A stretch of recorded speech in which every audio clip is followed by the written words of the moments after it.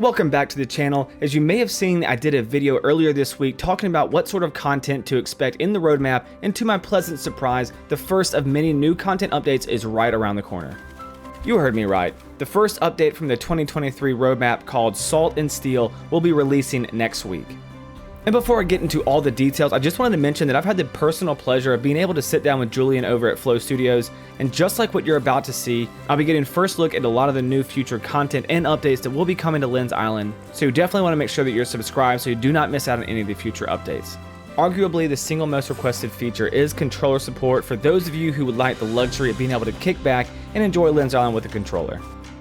I am pleased to announce that with the new Salt and Steel update, controller support will finally be available. Check out this little demo that Julian and Martin put together showing off the new controller support. Now, as someone who's on the go a lot, I'm definitely looking forward to being able to play a lot more Lynn's Island on my Steam Deck.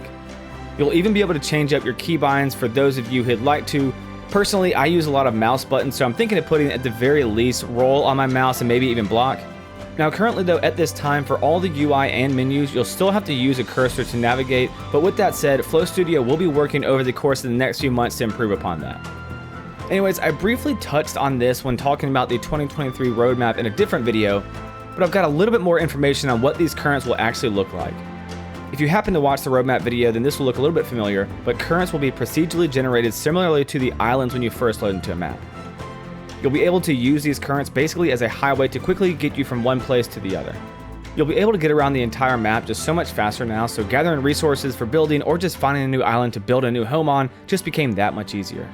It'll be nice because now, instead of feeling like you have to build on the same island as Bridgewater, you'll be able to build further away, knowing that all you need to do is hop into the rip of a current and ride it all the way back into town. Sailing itself is also getting a little bit touched up as well, with more dynamic sails that will billow in or out based on how quickly your Lynn is speeding across the seas.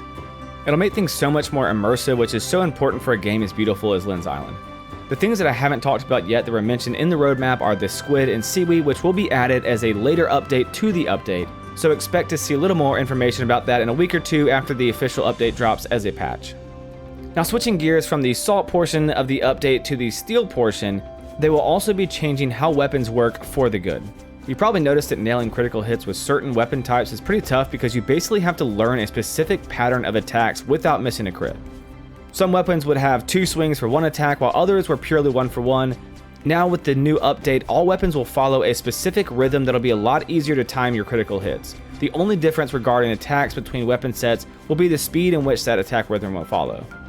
Now, not to be confused, I'm specifically talking about the crit timing with the weapons. Obviously, things like damage and reach will still be different between weapon sets.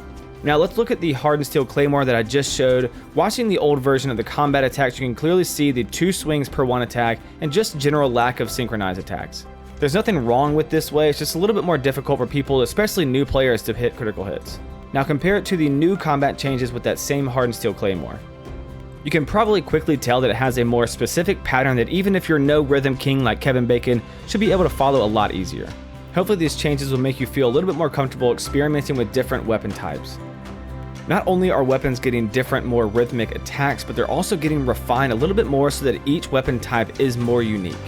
Think of it this way. Spears are going to be more spearing. Hammers are going to be more hammery.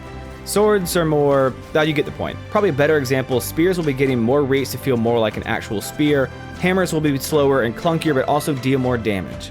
Without going through every weapon class, basically each weapon will be becoming more of itself and have more identity from other classes.